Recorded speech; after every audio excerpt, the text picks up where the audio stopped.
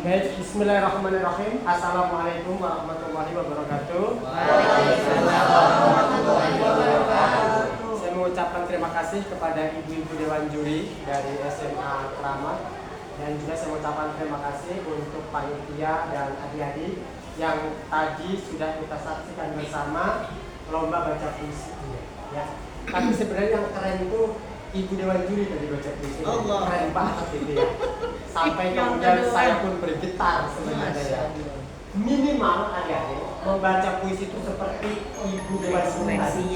Ya, jadi pertama adik-adik yang harus dipahami setiap membaca puisi itu adalah bagaimana kita memahami teks antar teks puisi.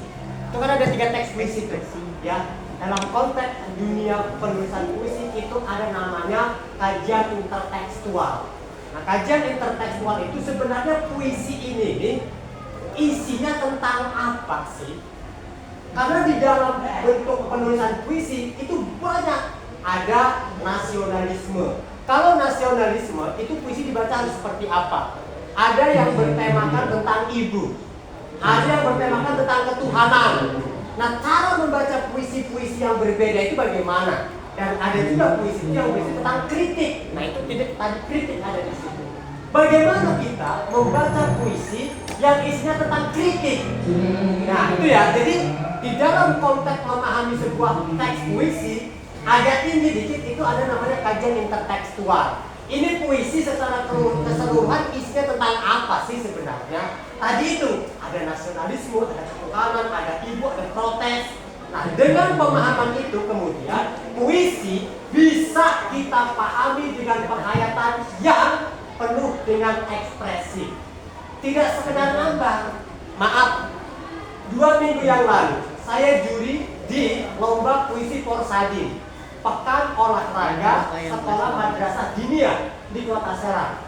Karena tidak memahami kajian intertekstual puisi, tidak memahami puisi ini isinya tentang apa, jadi pembacaan puisi banyak yang salah.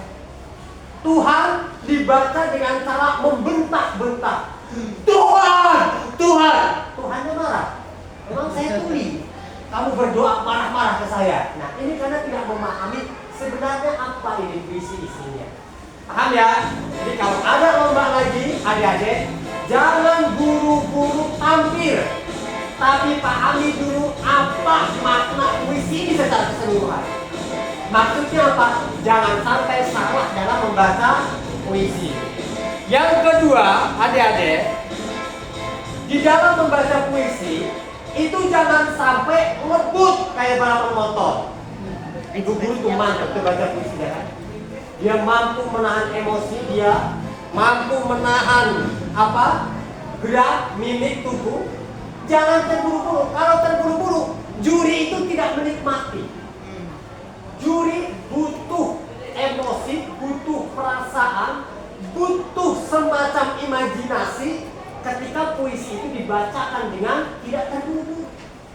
Nah, tadi ada yang ngebut baca puisinya. Mau kemana? Mau ke pasar. Ya, jadi nikmati baca puisi itu sebagai sesuatu yang kita sampaikan pesan moralnya apa. Kalau dibaca dengan terburu-buru, kita nggak paham maknanya apa. Ya kamu aja sih bawa motor sambil ngomong, kedengeran apa enggak? Enggak. Duduk dulu di warung kopi, baru kita ngobrol.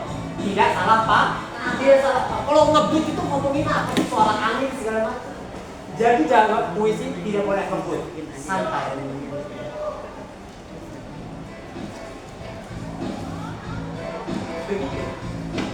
Berikutnya, baca puisi, jangan lucu wajah. Ya. Kalau baca puisi seperti ini, kasihan jurinya. Jurinya yang dinilai jempolnya nanti, bukan wajah. Sementara juri butuh ekspresi, butuh gestur, gerak tubuh, butuh gerak tangan. Ya, jadi jangan ditutupi wajahnya. Kemudian selanjutnya, baca puisi, adik-adik, jangan fokus pada teks puisi saja. Berarti Anda baca puisi untuk diri Anda sendiri. Sementara ini dilombakan. Baca puisi, matanya harus ke juri, matanya harus ke penonton. Sekali-kali ke sini. Kalau baca puisi gini aja, nah itu baca puisi untuk dirinya sendiri. Pesan moralnya untuk dirinya sendiri, tidak untuk para penonton. Itu ya. Jadi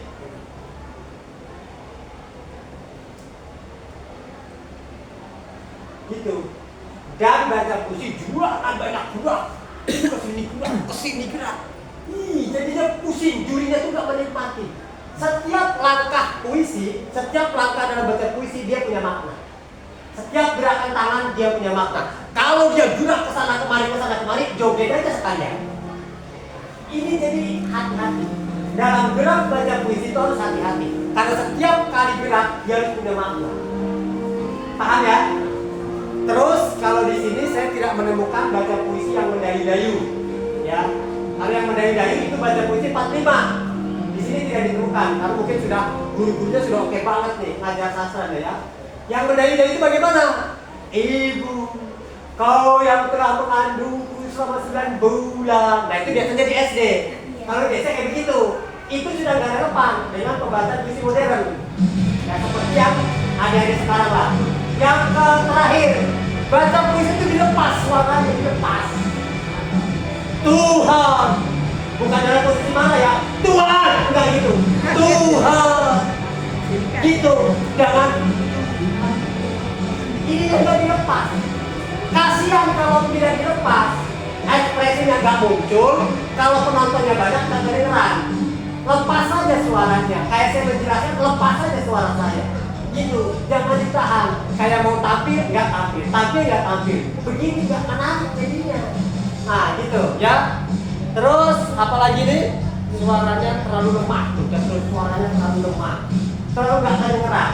Padahal kalau kita sudah memahami kajian intertekstual puisi ini tentang apa? Nasionalisme. Puisi tentang apa? Kemerdekaan. Puisi ini tentang Tuhan, tentang Ibu. Oh, kritik puisi ini. Maka kalau memahami itu semua, maka kita bisa berekspresi lebih bebas lagi. Bu, perlu saya baca puisi? Boleh ya Bu ya. Saya baca puisi dulu ya. Mana yang belum dibaca?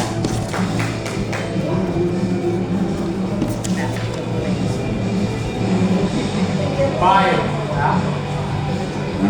Kalau puisi biji tukur, saya pikir semua sudah tahu bagaimana tekniknya. Yang satu lagi juga Khairil Anwar mungkin sudah tahu. Kita baca W.S. Rendra, Si Guru Merah. Ya, ngadepnya kemana? Ke sini, ke sini kan ya? Ke sini ya, Bu ya, ke sini ya. Gue bisa kalau ke ibu udah oke banget punya saya. Baik, ya, jangan terburu-buru. Sajak Matahari, karya W.S. Rendra.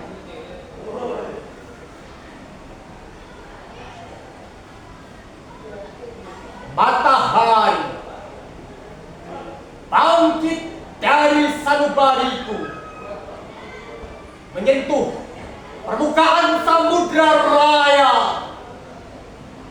Matahari keluar dari mulutku menjadi pelangi di cakrawala.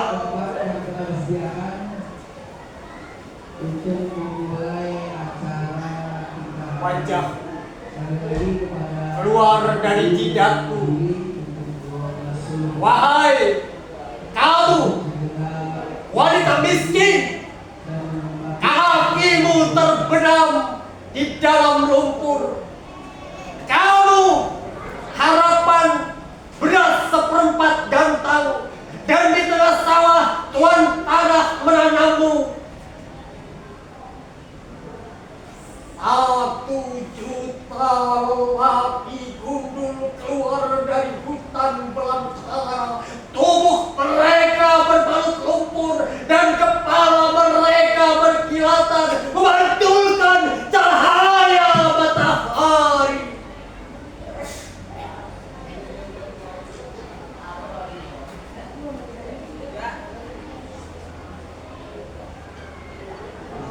Mata mereka menyala, tubuh mereka menjadi bara, dan mereka membakar dunia. Matahari adalah sakra jingga.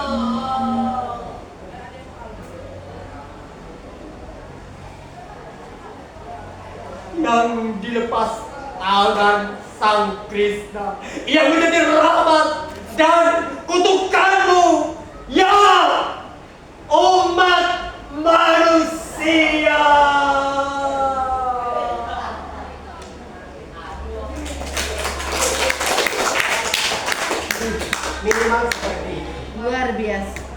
Terima kasih Ibunda.